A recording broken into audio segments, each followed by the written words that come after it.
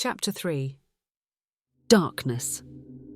Nothing but a vast, deafening darkness filled the entirety of the room. Cole's body felt weightless, small, almost intangible, and ghost-like. It was almost like he didn't even exist any longer. His ears rang and vibrated from the loud roars and cracks of the strange lightning and thunder. He closed his eyes as he laid on what felt like a concrete floor. What? Am I dead? He thought, as his finger twitched, showing signs of life. He huffed silently as he did his best to push himself off the ground. His eyes opened to the blurry, shadowy room. He sat on the floor and scrubbed his hand down his face in an attempt to restore his senses back to normal. What the hell was that? I feel like I got hit by a damn truck. He mumbled as he blinked a few times. Finally being able to scan his surroundings. This is... His voice trailed off. His gaze glanced over the area he was now in. Rather than the military-grade facility he was once in, he now found himself in a large, almost ancient-looking cathedral. The windows were shattered, allowing rays of light to enter and illuminate the space. The walls were cracked and eroded, with a few pillars crumpled into small bits of rocks and stones. The seats, all made of wood, were either broken or dust-covered. Cole, however, sat in the centre of all of it. Everything was surrounding the one spot raised above the ground on a circular stage. He got to his feet. His legs were a bit unsure. He held his head as he considered where the hell he could be. Okay, some kind of church. Maybe a meeting room of some kind? Where the hell did the pedestal teleport me? Completing a full turn of the room, he looked behind him. His eyes widened at the sight of the very same pedestal that he used once before. It appeared to be the same, but its glow was stronger and brighter. Everything gleamed with its rainbow energy as if it were a bright spotlight. The hell is this? He quickly moved towards it. His hand reached up to touch the pedestal. Once again, he could feel it breathe life and energy into his palm, a clear sign that it was still operational. Okay, don't panic. Just gotta use this thing and then I can go home. And I'll be back to living my boring life on the outskirts of my small, quiet town. He said, reassuring himself the best that he could. Alright. Send me home. He stood in silence, the pedestal not reacting in the slightest. Okay, take me to Earth. Silence once again. Hey, piece of shit! I want to get the fuck out of here! Send me the hell home! Alas, silence again.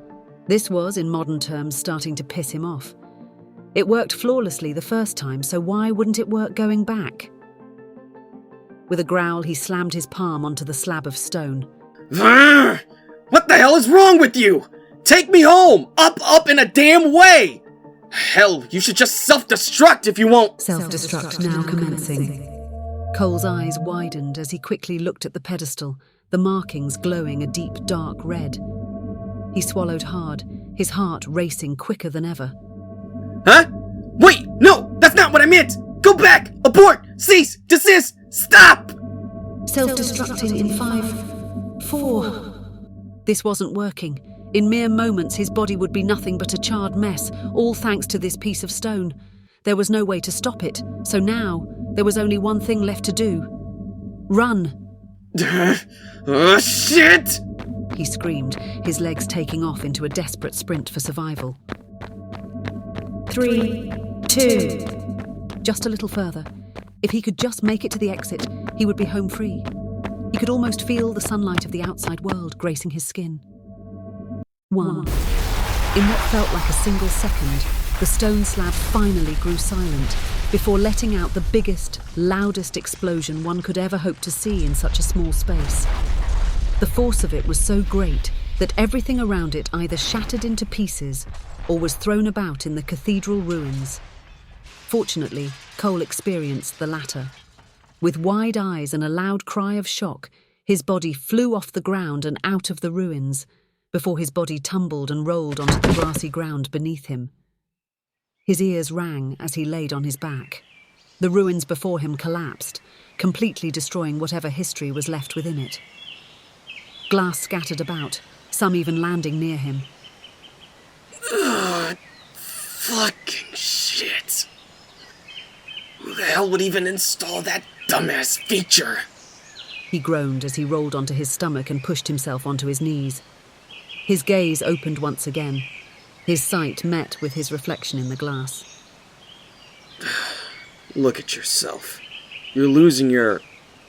red glow? He taunted in a sarcastic voice. He was so happy to be alive. Yet something wasn't right with him. His eyes slowly began to adjust once again, only for him to see that his face was not truly his face. His fingers gently touched the reflection. His heart dropped into the pit of his stomach. What he was greeted by was not his usual tan-skinned human face, but was instead a red-skinned, scaly face, akin to a lizard. His once fingers, now claws, trembled as he brought his hand up to his cheek. It was red too, with his palm a light pink. What? He managed to get out. He swallowed hard as he looked down at his torso and legs. His body, void of any clothes, was covered in scales. His skin was red as well. His legs and feet were, like the rest of him, a dark red. And his usual human feet were now what seemed to be lizard-like four-toed feet, with a claw adorning each one. Wait. What the hell? This isn't right? What the fuck is... He stopped as soon as he felt a strange sensation on his leg, like something wrapping around it. He quickly looked down, his eyes catching the sight of a slender tail coiling around his thigh. He quickly followed the appendage until he reached the end. Just as he suspected, it was attached to his rear. With a soft inhale, he muttered, Okay, this is a dream. This has gotta be a dream.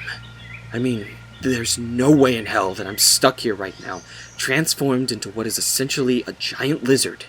Just calm down, close your eyes, and let yourself relax. Hell, he had seen the movie, Red Panda. When the girl was chill, she stayed normal, right? He took a deep breath, then another. His eyes gently closed and his body relaxed.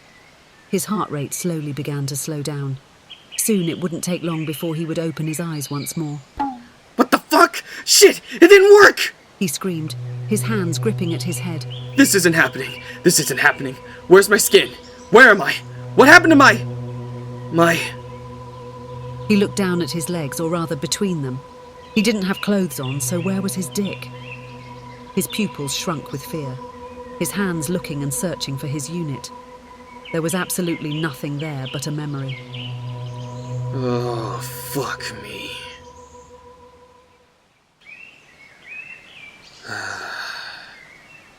After a few moments of screaming, he was able to calm himself down.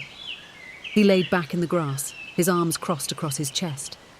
He groaned, looking back down at his new body. How could this have even happened? Transformations and monsters were only fiction created by writers and manga artists. There was no way that he could have fallen victim to something like this. However, when putting everything into perspective, being teleported and sent to a new world was also something that wasn't prone to happening in reality. In this situation, technically, anything could happen, even this. He slowly picked himself back up and stared up the nearby hill. His legs instinctively took him up it. At this rate, the only thing he could do was take a look at his full surroundings. Maybe he could find something useful or that could point him in the right direction. After a few seconds of walking, he finally made it to the top of the hill.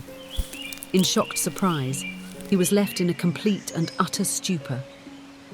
Before him was a beautiful, exquisite grassland, filled with wildflowers and trees, many of them far from anything he had seen before. Mythical and strange animals grazed at the grass, with some flying above his head, living their lives as if nothing was foreign to them.